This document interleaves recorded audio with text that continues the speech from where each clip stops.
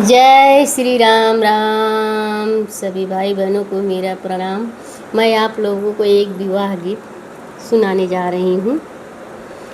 कवने नगरिया में बाजन बाजे, कवन नगर उजियार जी। कवने नगरिया में बाजन बाजे, कवन नगर उजियार जी। कवन राजा आपन दियवा जे सौंपत, कई लाख दिहले दाहे जजी।